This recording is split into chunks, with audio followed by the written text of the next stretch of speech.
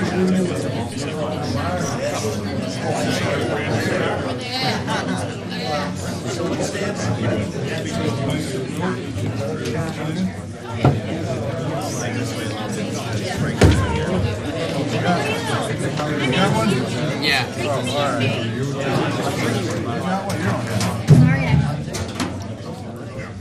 What number can I? Break this whole thing up here. Was it for me? I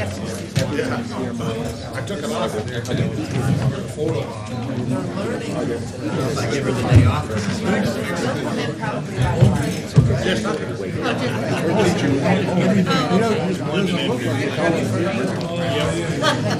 It's starting to get cold up there.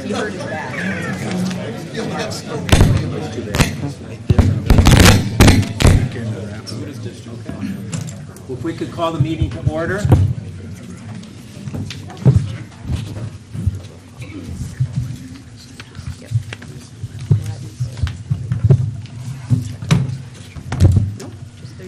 Tucker Whitman. Here. Andrew Dennison. Present. Benjamin Vitale. Here. Grant Kyle. Here. Paul Pinkney. Present. Aline McNabb Coleman. Present. Joseph DeForest. Present. Terrence Baxter. Aye.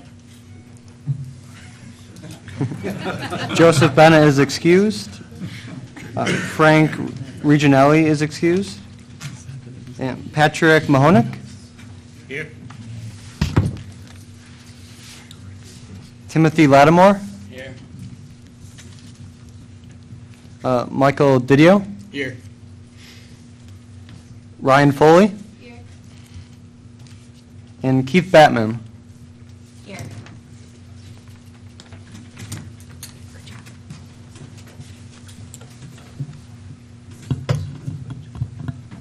Please rise for the pledge.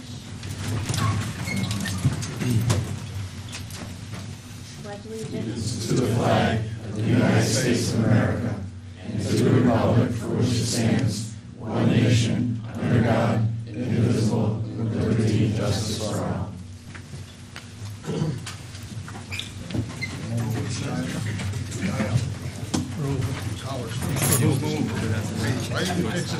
Why didn't you fix his collar?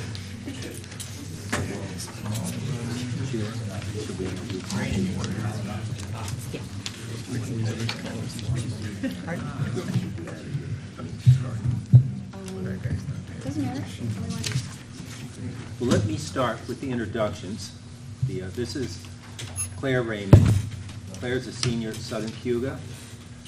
She plans on attending college in an undisclosed location, and I don't think it's undisclosed as a secret. I think it's just undecided at this point. I think when she knows, she will let her parents and other people know. She plans to major in either hotel management or business or related field. So we welcome her. She's also a swimmer of some notoriety. So welcome, Claire. Mr. Whitman? I'm here with Gabe from Cato Meridian. He's a senior. He's in our New Visions program. He's interested in a career in either medical or law. Enjoys playing soccer as well. Mr. Denson? I've got Nicholas Schmidt from Cato Meridian. He plays on the football team. He's looking to go to St. John Fisher College for political science major and then law school or the United States Naval Academy. Mr. Vitale? With me, I have Allison Ryan from Fort Myron Central School. She's a New Visions student at the BOCES in the medical area. Allison is a field hockey player, looking to probably go to Brockport next year for nursing and play on their field hockey team as well.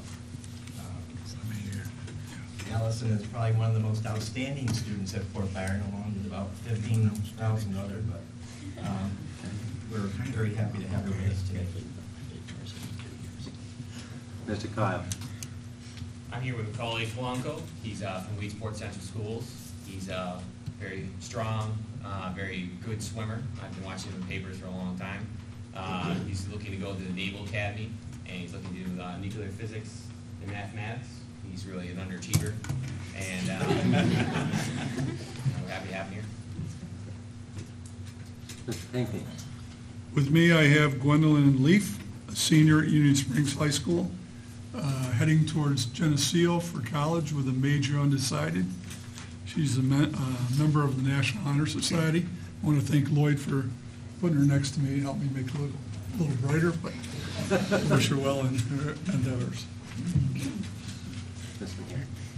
Today I have Nathan McKay from Union Springs joining me today. Nathan is going to begin his college career at CCC. He hopes to major in political science and government. He currently is involved with hockey and school musicals in his school. Mr. Forrest.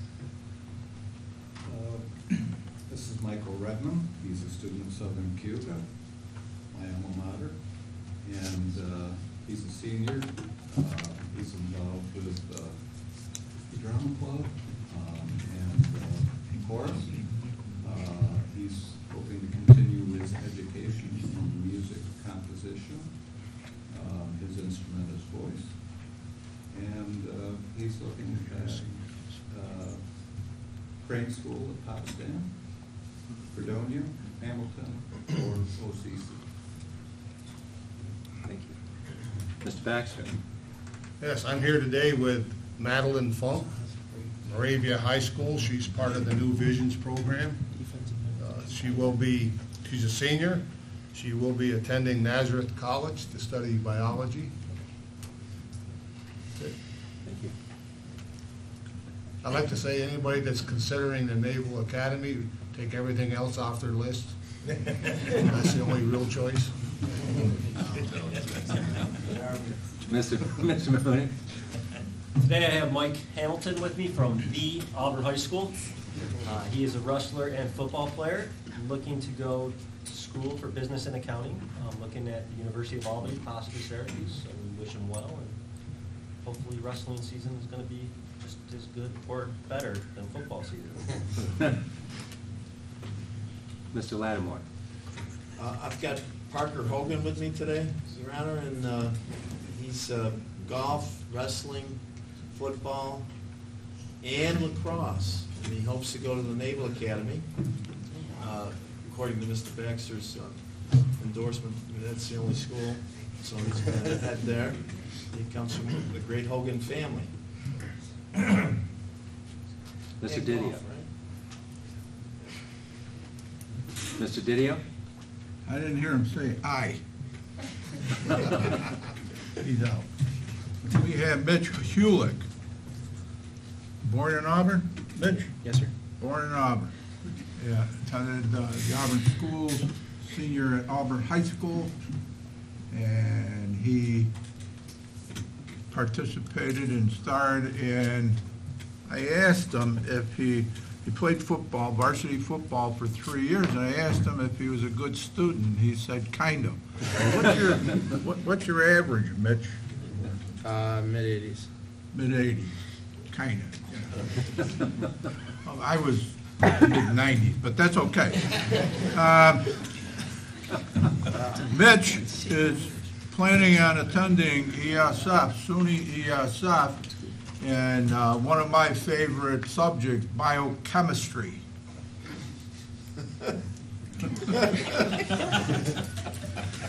And we wish him all, he's going to take care of a lot of business here today. We're not going to do any bio stuff, but we're going to take care of what we need to take care of. Nice to have you. Mr. Foley. Mr. Chairman, I have Carly Harris. She is a senior at Auburn High School. She is a soccer player.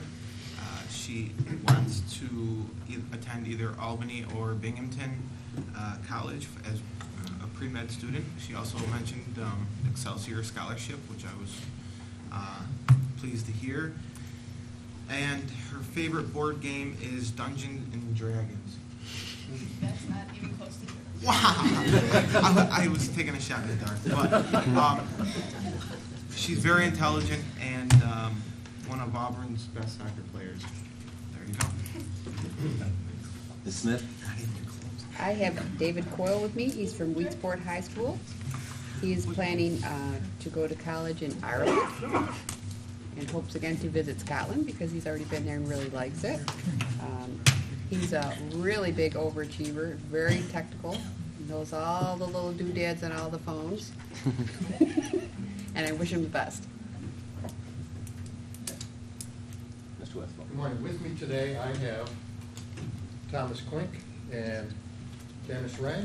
They both attend Auburn High School. They're both seniors. They're both looking forward to college and working, and they're both glad to be here.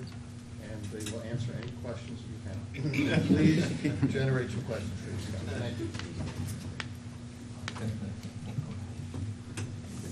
Thank you all and welcome. All right, so I'd like to ask to come forward along with Lloyd Hoskins and the sheriff. Mr. Kardinsky, Myers, Lazinski, and Lucarelli.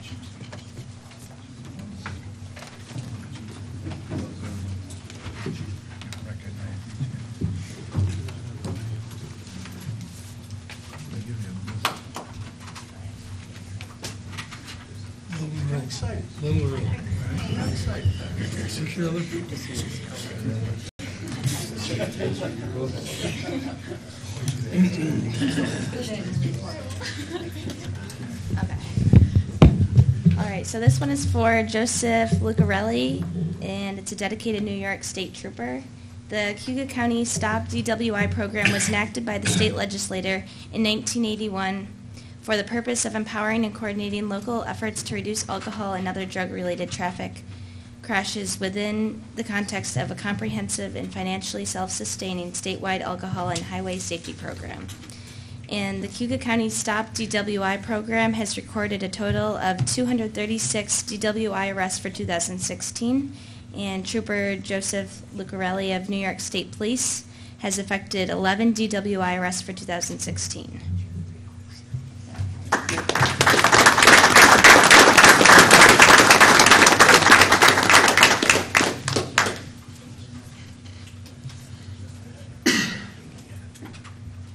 So we have Brian Myers, who is the dedicated Cayuga County Sheriff's Deputy. The Cayuga County Stop DWI program was enacted by the state legislature in 1981 for the purpose of empowering and coordinating local officials and coordinating local efforts to reduce alcohol and other drug-related traffic crashes within the context of a comprehensive and financially self-sustaining statewide alcohol and highway safety program.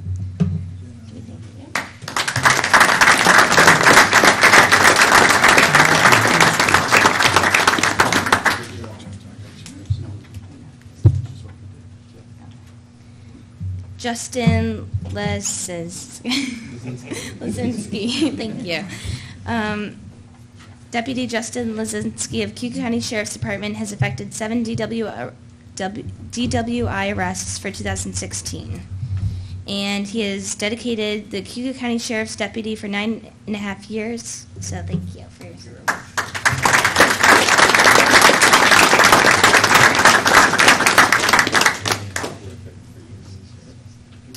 And last but not least, we have Andrew Skardinsky. He is an officer of the Auburn Police Department, and he has effected 10 DWI arrests for 2016, and he has dedicated the Auburn Police Office for 22 years.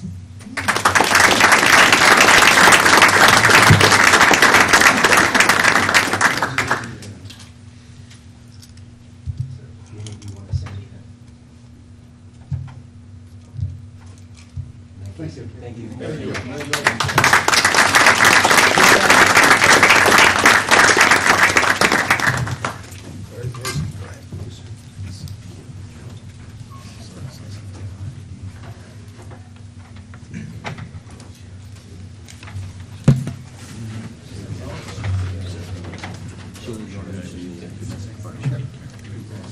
Just say domestic violence, where does it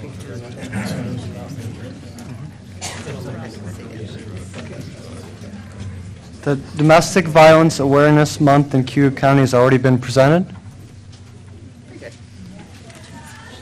So, at this point in our agenda, there's an opportunity for the public to be heard. Do any legislators have anyone they would like to recognize? Mr. Lattimore?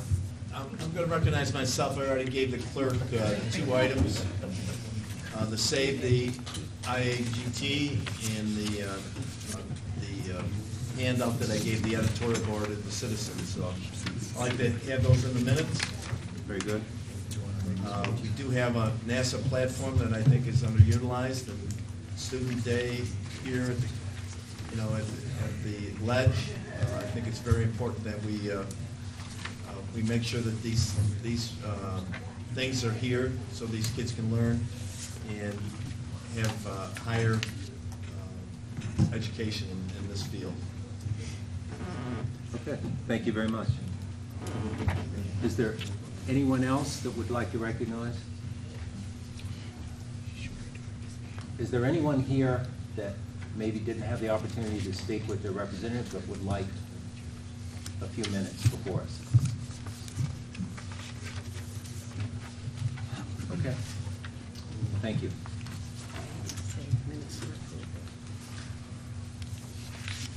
Yep. Minutes for approval, September 26, 2017. I'd like to ask for a motion to dispense with the reading of the minutes. Move them. Second.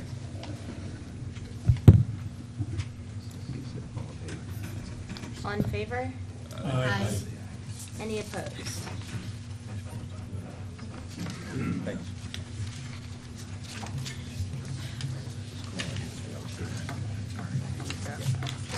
And Dr. Grant. Thank you. Good morning, everyone. Always wonderful to see our young people here at this event. I think it's a wonderful tradition that the county does. I was told it was 35 plus years or so it's truly remarkable. And it's nice to be able to hear all the colleges that you're considering, and certainly your aspirations and academic programs that you have. And I wouldn't be doing my job if I didn't start off by saying that on November 4th at Cayuga Community College we'll be having our fall open house. And certainly encourage those of you that are interested to come explore what we're offering and how we may be able to be a match for your goals on the Auburn campus. I'd also like to take a moment and just recognize one of our trustees that made the time today to be here, John Camardo. Thank you for being here with us today. Really over the last month or so, we've been focused on kind of getting our start to our fall semester. As I mentioned in the September meeting, we were on pace to hit our enrollment goals for this particular year. We've done so. We are actually up in new students. As our census data cleans itself out, we'll be able to report the percentage that we are up, but we are up in new students this year.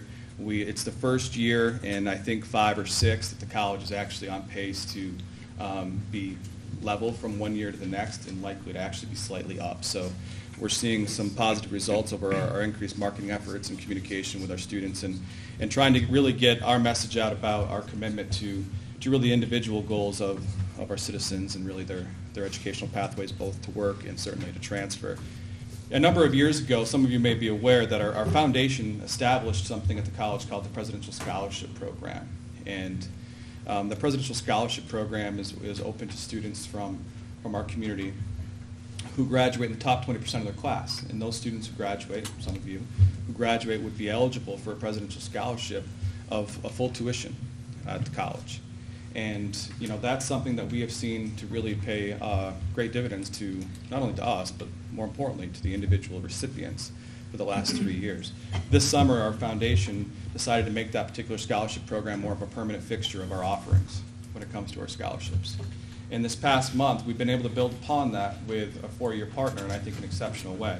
We're very fortunate in this community to not only have Cayuga Community College, but also to have Wells College within our county as well. And they have a presidential scholar program. So earlier this month, we were able to announce an agreement between the two institutions of a presidential scholar program that says if you're a student who is awarded a presidential scholarship at Cayuga Community College, graduate, and then choose to transfer to Wells College, you'll be eligible to receive one of their highest academic scholarships for their institution. So it's an example of how a vision of a 4-year degree may be able to start with financial assistance at your local community college and still result in you being able to graduate with a 4-year degree on time and certainly reaching your goals. So that's a tremendous opportunity for us to demonstrate our commitment to each other, our commitment to the region, and ultimately to be able to make sure the access to affordable higher education beyond the associates is there regionally as well. So we're very, very fortunate for that. Also, in the spirit of affordability, we've recently been looking at our fall enrollment, and we do have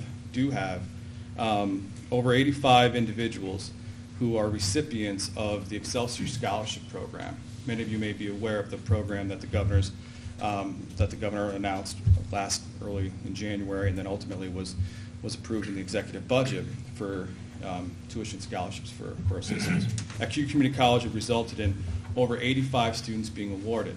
There were more students that were eligible, of course, but those students had already had their need-based aid, if you will, cover the cost for tuition. So there wasn't any remaining dollars necessarily to be covered by scholarship. So it's another example of how programs that can emerge both in scholarships in our foundation side and certainly through government support that can result in students getting the financial assistance that they may need to be able to enroll and pursue their goals.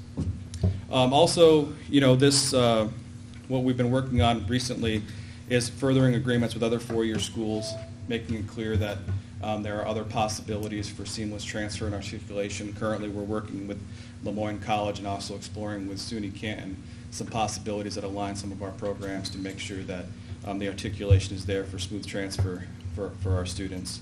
And from we're working through the early stages of our audit and our financial review from 16-17. As you know, we begin our new fiscal year already on the 1st of September, and we are on pace to be able to add about $1.5 million to our fund balance this year, which ultimately is going to result in us being able to further stabilize, meet our creditors' recommendation for financial stability and for our fund balance. And ultimately, we've been able to put together a couple of years now of creating benchmarks in our budget based on enrollment projections and hitting or exceeding those targets. So we feel like we're as stable as we can be in a market where there's increased competition for colleges and certainly decrease in demographics and enrollment. But ultimately, we feel like we're in the best position we can now to be able to continue to be responsive with our 4-year partners and looking at new academic programs that align with your interests that can ultimately serve well for our future. So I'd be happy to answer any questions. That concludes my formal report. Are there any questions? One. Mr. Dennison? Yeah, the whole free tuition thing being it's new, just out of curiosity, for those 85 kids, where's the money come from and how timely is the college getting? Well, we're still working through the process of when it gets received. So how it works fundamentally at the college is once we know, for any aid program, okay, once a student has been verified that they're going to receive aid, the dollars that come in, whether it be from federal government, from state, or so forth, it naturally is a lag, but it's been pledged against it. It's been accepted by the student, and ultimately we just measure out when they come in. So typically we'll get one check, about this week. We'll get another check in maybe 3 or 4 weeks, and then from there, from a cash flow perspective, we're not concerned. We're used to that in the particular business itself. It goes directly to the college. Goes directly to the college. Exactly. They verify the accepted students. We verify the amounts, and then they send us the check directly. Mr. Lattimore? My ongoing Save the IAGT, the Nassau program that they have, it's a platform that, studying weather, lake levels, it is a research platform that I just don't understand it. But anyways, if we can do anything on your level, I'd appreciate it. Yeah, I'll just comment again, just to reiterate,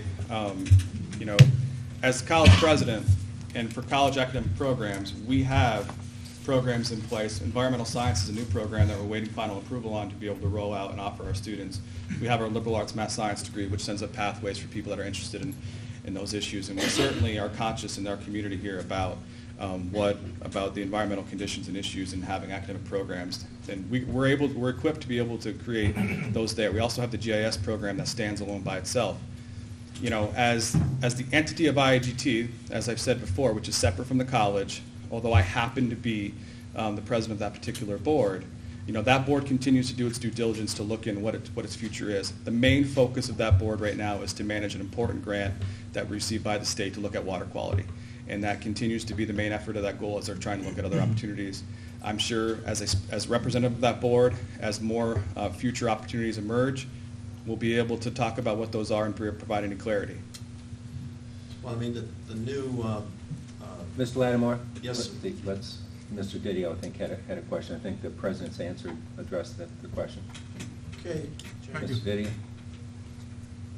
Doctor, we, last month I brought up a question regarding student housing. Yeah. All right. I didn't carry it one step beyond for just baseball and 25 people. Right. And 25 players. It was for every sport and every student that attends. And to me, anyway, student housing would be at the top of the list. And to me, what I heard was that you wouldn't entertain that particular 25 people. It's not necessary at this time. Right. So is there a time when we can discuss that? Absolutely. Again, and hopefully my comments last month related to your question of student housing, my comments were not specifically directed to the impact of baseball or not. I mean, I know that they paralleled each other, they were connected. That wasn't exactly my intent when I answered. I apologize for any confusion Well, with it's that. quite crowded in that room, so it, Right, yeah. some of the Right. vibes didn't. So, working with our trustees, over the last couple of years, when I arrived in the campus, I reviewed the most recent study of interest for student housing. And the most recent study of interest came back and said something to the effect of somewhere between 90 and 170 students. I'm close, not exact. Would be a viable number to build student housing for. What I did in my first year here, I established an internal task force, not to answer the question, should we build, because that question is not something that needed to be explored. The question was, what impacts would having student housing make on our campus? Because I can tell you from my experience as someone who was able to build student housing at a previous institution and go from a commuter to a residential campus, what's most important to whether or not you build housing, well, one, is there real interest? But two, are you equipped to meet the other needs, demands, and expectations of students in a residential community? And I can tell you, when we had that internal group, they went out to other community colleges that have student housing. And they said, what would you consider? What would be needed? Well, public safety. You need to go from a campus, you need to have 24/7 public safety. You need to be adequately staffed. You need to make sure you have recreation. You need to be able to make sure you have appropriate food service. You need to make sure you have appropriate student life. You need to make sure that you have the right mental health and other support and campus programming and wellness programming in place.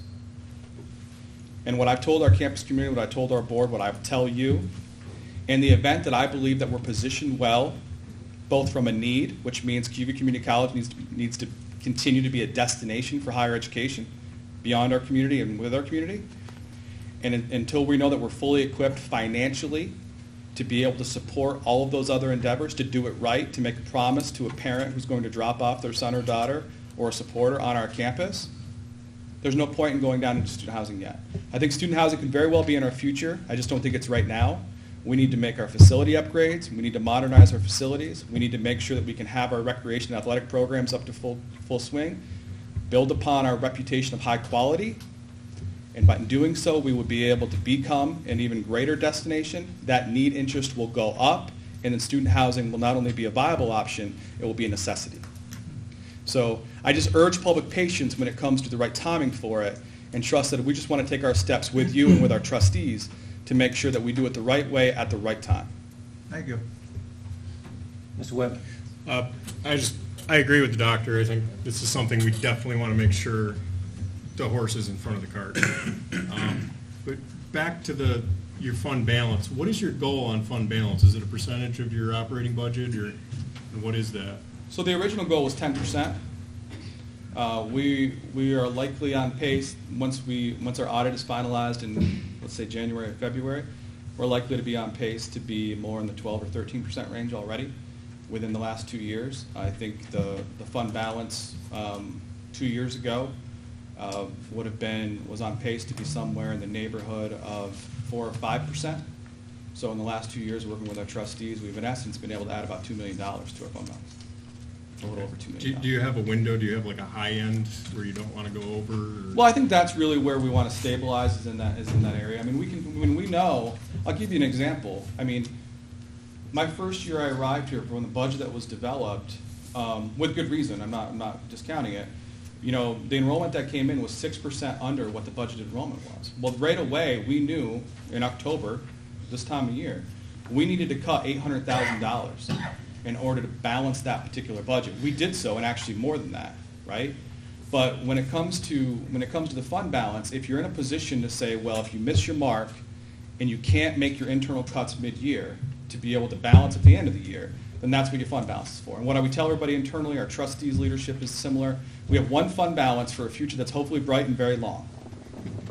So all we can do is to be able to make sure that we're doing it the right way. But at this point, we are at the point, if we can keep it above 10%, we need to be able to invest where we need to invest and have the faculty and the staff and the other infrastructure in place to be able to be responsive. And I think we're in just a different place now. Thank you. Ms. Carr. The recent sale of Lattimore Hall, is that relationship going to continue with the college? Or? Yeah, yep. Our team has been meeting with a transition group with Lattimore Hall. It continues to be a relationship and I think an asset. You know, that property for years has at least in the fall, has housed about 90 to 95 students pretty consistently. And I think another interesting note to that just is I believe, my understanding is, I may be wrong, but I believe my understanding is even in years where it was peak enrollment for the college, back in 2009 and 10, 11, even so during those times there wasn't necessarily an extensive wait list for housing need at that time. And I will tell you, those are the types of things for me that want to make sure that we continue to look at that. But the relationship's there, our students are enjoying it, and we're continuing to build infrastructure to support those students as well because, you know, our name's on it, our relationship's there, we want our students to feel like they're comfortable and able to thrive.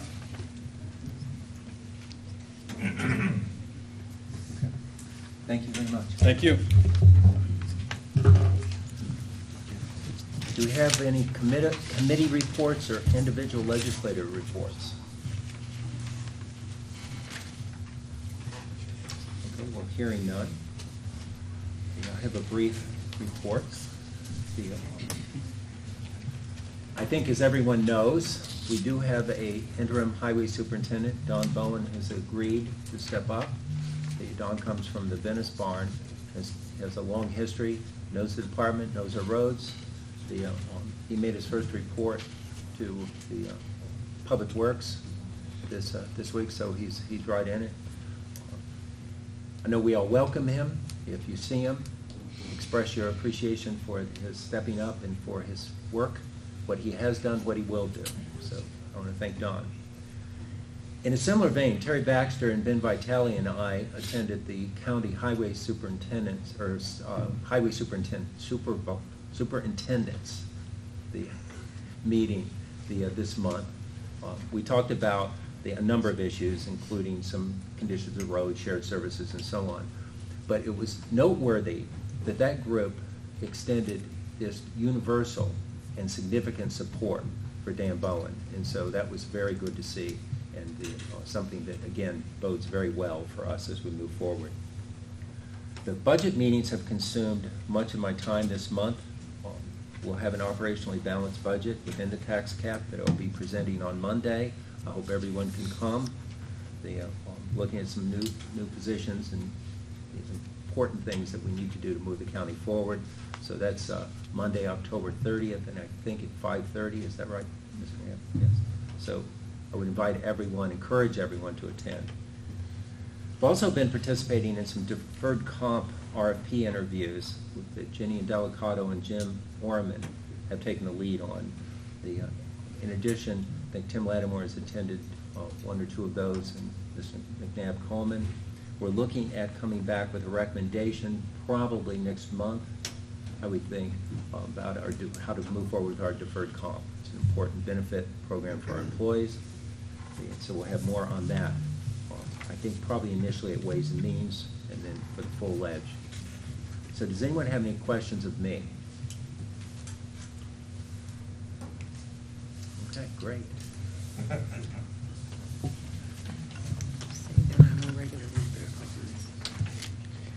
There are no regular monthly appointments. And just say communications and announcements. Communications and announcements.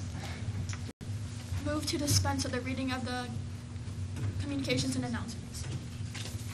Sorry? Second.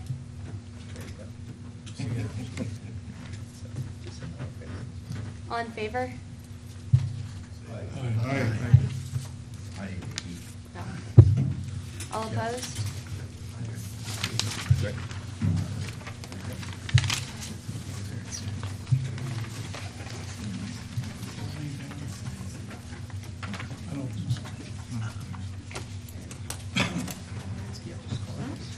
Call on Ms. McNabb and Coleman.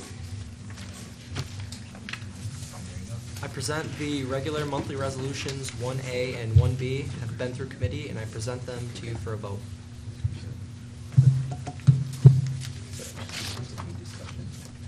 Any discussion? All in favor? Aye. All opposed? And, Ms. McNabb and Coleman, Ways and Means. I present the Ways and Means WM1 have been through committee, and I present them to you for a vote. Ms. Webb? Can I request a roll call vote?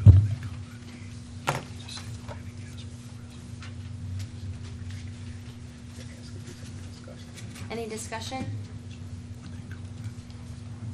Ms. Webb? Just out of curiosity on this one, do we have any control over this? As far, I mean, these are presented to us by the towns, right?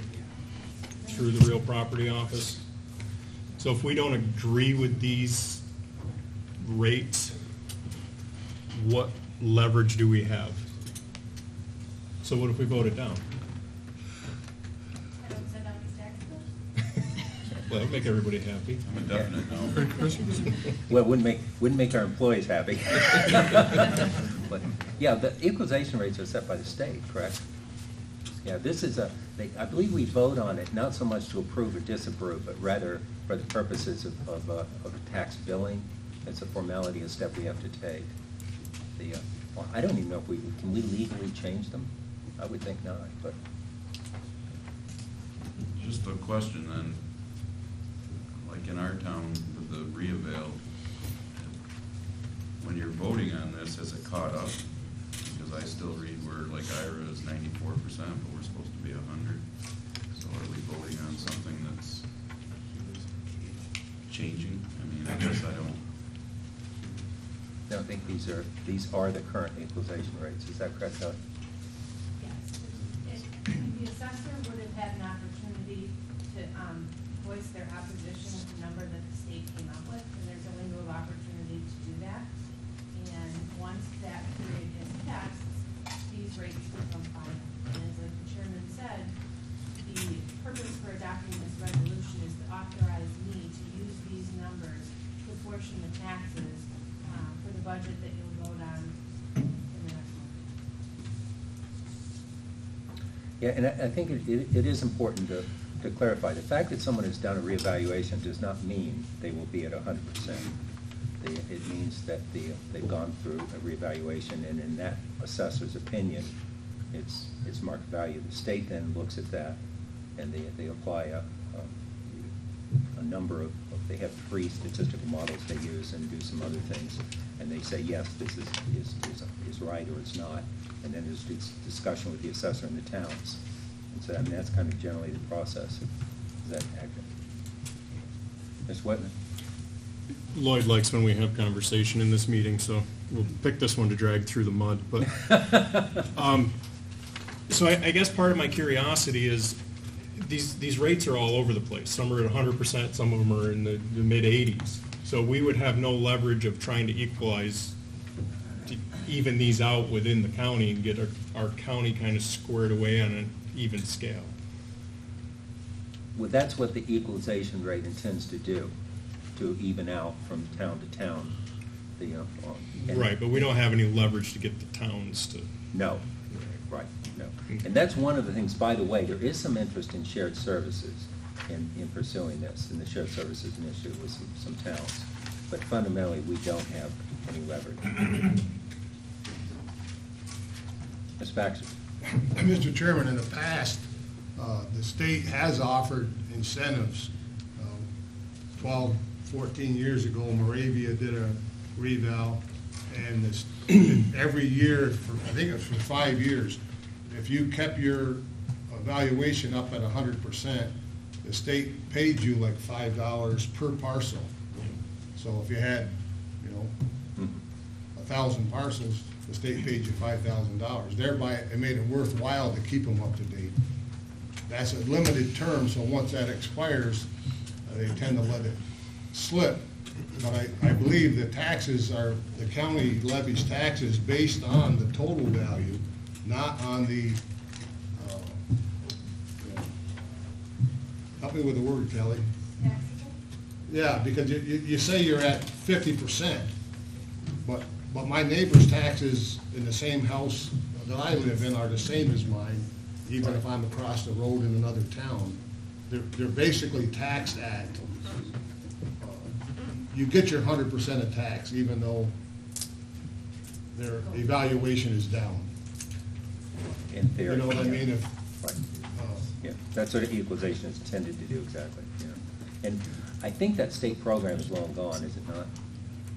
The numbers are so small that comparatively, if you paid a data collection company, for example, just to collect inventory in the town, they'll charge you anywhere from $30 to $60 a parcel. So that $5 then doesn't seem That's right. as significant. Are we ready to vote? Take this and read it just like you did this morning. Mr. Chair. And they're either going to vote Just get yes. clarification. Is this for WM1 or are these bundled? WM1. Yeah. W1.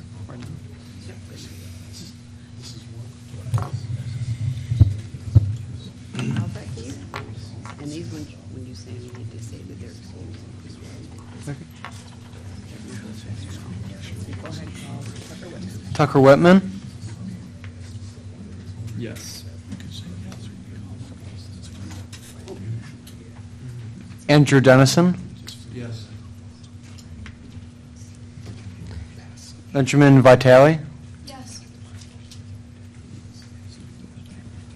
Grant Kyle? You got to do it.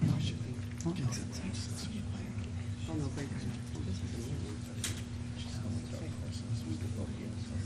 Paul Pinkney? Yes. Aileen McNabb Coleman? Yes. Joseph DeForest?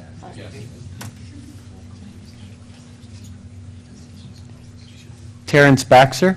Aye. Joseph Bennett is excused.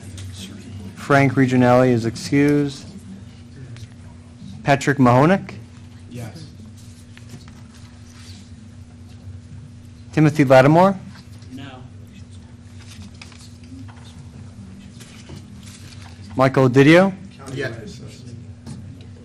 Yes. Brian Foley? And Keith Batman? Yes.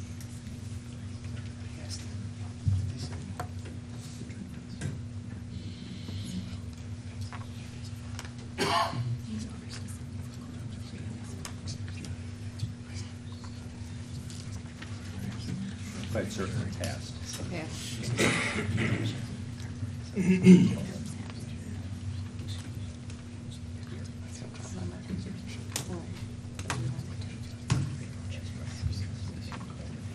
Ms. McNabb and Coleman for WM2.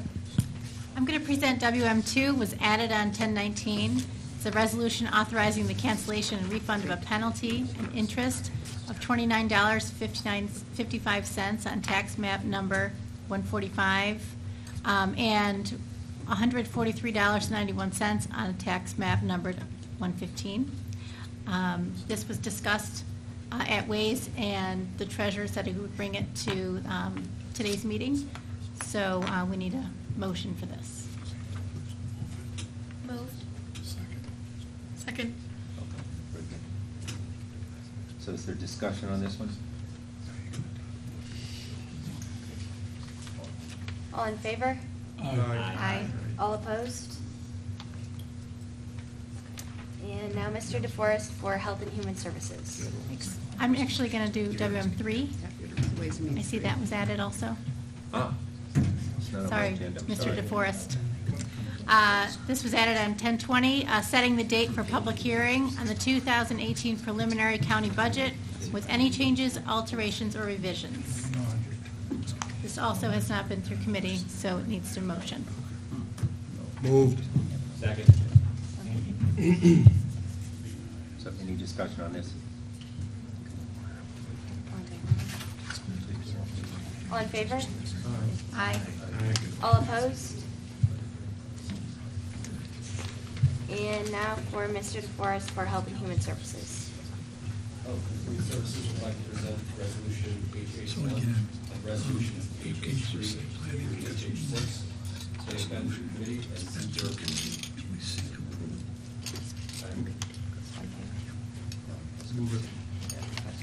Any discussion? All in favor? Aye. All opposed? And now Mr. Foley for Government Operations. Government Operations has two resolutions. Both have been through committee and passed. I offer them up to this body. Any discussion? It's been through. All in favor? Aye. All opposed? Do we have a motion? I don't need Motion, a second. We didn't have a motion. Ryan moved it.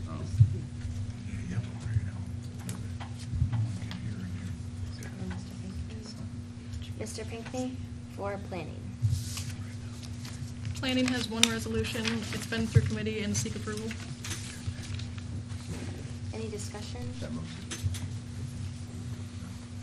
All in favor? Aye. All opposed? Thank you. Mr. Baxter for Public Works. Mr. Chair, Public Works has 7 resolutions. PW2 failed at committee. I would like to bundle 1, 3, 4, 5, 6, and 7 if there are no objections. And any discussion? Could you repeat the bundle again, please? 1, 3, 4, 5, 6, and 7. Thank you. Do you want any of those pulled out, Mr. Pinckney? All in favor? All opposed? And Mr. Mahunik for Judicial and Public Safety. Judicial and public safety is very efficient, therefore we only have one resolution.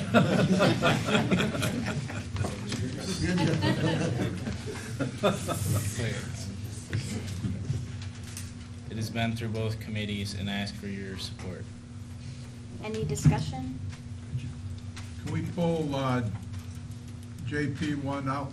For discussion? It's a, I'm sorry. Why are you messing with To that? consider it out, so the discussion? No, I wasn't there. Discussion? Hearing none. All in favor? Aye. Any opposed? So we have one other piece of business today. I think it's on the, Mr. Chairman? yes. I have I forgot to mention that we did do some interviews for the opiate lawsuit that. Yes, we're going to discuss that right now. Right now. Yeah, so Ms. McNabb, call me. Mr. Chairman, we continued that discussion of the opioid lawsuit in Ways and Means, so I have some information to present. Nathan's going to present, and then we can discuss. Some counties in New York State are pursuing joining in opioid litigation on behalf of government entities. Opioids are effective treatments for short-term, post-surgical, and trauma-related pain, as well as for end-of-life care. There is an overarching theme of this lawsuit that gets at the heart of the deception that opioid pain medication is not addictive and safe for long-term use. The lawsuit seeks to achieve financial recovery for each municipality for the local costs associated with this epidemic, including substance abuse programs, insurance/Medicaid, lost productivity, foster care costs, Narcan training and supplying, and increased law enforcement. So at Government Ops, we invited a few law firms, and Fred will interrupt me if I step over the line here. Since we are in a public session, if we say a law firm's name or talk about anything that has to do with litigation, specific litigation, we have to move to executive session. So that's why I'm going to look at you, and you just wave your arms if I'm. I'll stand up. Thank you. We invited in a few law firms, interested in filing actions on behalf of the county. So on October 11th, we spoke to these firms in executive session, and today we would like to discuss whether or not Cayuga County should move forward and join this litigation. The filing actions are against manufacturers and distributors of opioid pain medication, although particular firms are looking at a four-pronged approach and are looking to investigate manufacturers, distributors, pharmacies, as well as doctors. So we want to talk about whether or not we would like to enter into this suit, and I do have some other points of information as we get into discussion. Do we want to go over anything else before we discuss? Or? Yeah, you might as well. Sure. So some of the, and Mr. Foley, you can jump in when if I'm excluding anything. Some firms, or Mr. Lattimore, some firms indicated that much of the information used in data collection is already public and would be coming through billing codes for their data. So staff time was a huge concern. If we entered into this lawsuit, would our staff have to sit with these law firms or people they outsource to for their data compilation to spend all the staff time relaying this information? So that was a huge concern for us because they're busy enough. So we found out that a lot of this would be done through billing codes. There is no upfront money required on behalf of the county to enter into a lawsuit. If they settle, recoup costs are directly linked to departments of the county and their relationship to damages recovered. So the damages received are not assigned as across-the-board recovery to many counties, but it's directly related to the number of deaths in Cayuga County as it relates back to opioid use and prescriptions. Another point of interest is that NISAC has endorsed a couple of firms, and there's another firm that's local. We found out that particular firms have signed on with different counties, one being with Onondaga, one being with Oswego, excuse me. And I just wanted to note, in other counties in New York State and across the country, their damages would be very significant, as they have county-owned hospitals, much larger DSS, much larger population, law enforcement, and so on. So those are just relative points of discussion that we covered. And I'm not sure if Mr. Foley, Mr. Lattimore, or Mr. Baxter have anything to offer. You did well. Okay. Appreciate it. I think did you have a clarification before? Yeah. Well, no, I was just going to add on to what she said. The committee did well. Some of the other questions that people might have we asked of all three firms were, what is your average time of trial, or what do they think, how long this would take?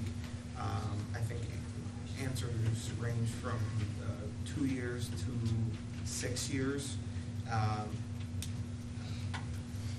Other questions also asked were, do you have a certain amount in reserves to continue the fight so that